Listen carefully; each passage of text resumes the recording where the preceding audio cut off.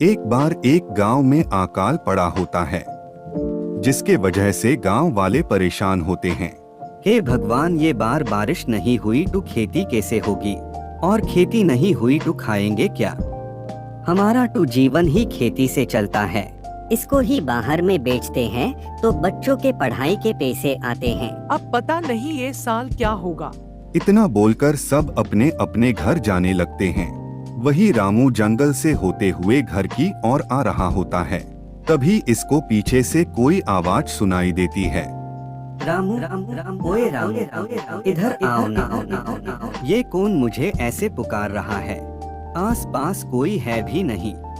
कौन हो तुम और कहाँ से बोल रहे हो?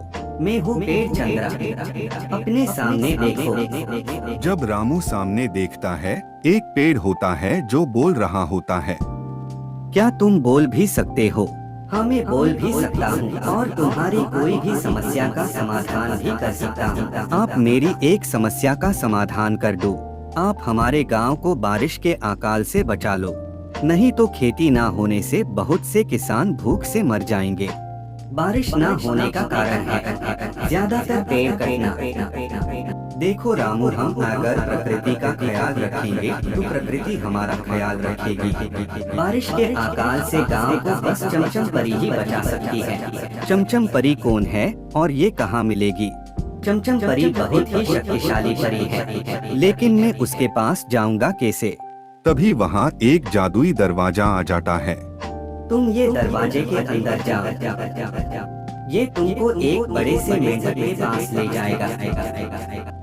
उसके बाद का रास्ता मेंढक बताएगा। तभी जैसे ही रामू दरवाजे के अंदर जाता है, वो एक सुनसान जगह पर आ जाता है। यहाँ तो दूर दूर तक कोई नहीं है। मैं मेंढक को कैसे खोजूंगा? तभी रामू के सामने मेंढक आ जाता है।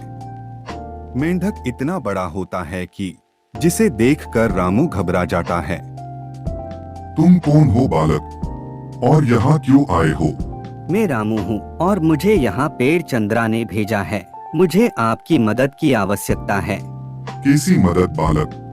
हमारे गांव में बारिश का अकाल हो जाने से खेती ना हो पाएगी, जिससे बहुत से किसान भूख से मर जाएंगे। तभी मेंढक रामू से बोलता है, तुम्हारे कुछ दूर जाने पर तुमको एक मटका दिखाई देगा। उसके पास जाकर अपनी इच्छा बताना, वो पूरा कर देगा। इतना सुनते ही रामू मटके की तलाश में जाने लगता है। ये कुछ दूर गया ही होता है कि सामने उसको एक मटका दिखाई देता है। कहीं ये वही मटका तो नहीं? एक बार देख लेता हूँ। हे जादुई मटका, मुझे आपकी सहायता चाहिए। कृपा करके आप मुझे चमचम परी से मिलने का मार्ग बताएं। तभी रामू वहाँ से गायब हो जाता है और चमचम परी के पास पहुँच जाता है। क्या आप चमचम परी हो? हाँ रामू, मैं चमचम परी हूँ। मुझे यकीन नहीं हो रहा है कि आप मेरे सामने हैं। उसके बाद रामू सारी बातें चमचम परी को बताता है। देखो रामू, मैं तुम्हारी मदद कर दूंगी, लेकिन तुमको मेरी बात का ध्यान रखना होगा। कौन सी बात? लोगों को पेड़ काटने से रोकना होगा और तुम लोगों को ज्यादा से ज्यादा पेड़ लगाने होंगे। हाँ चमचम परी, मैं अपने प्रकृति का पूरा ध्यान रखूंगा। उसके बाद चमचम परी जादू करती है, जिससे बारिश होना शुरू हो जाता है। जिसके बाद गांव वाले खुशी से नाचने लगते हैं।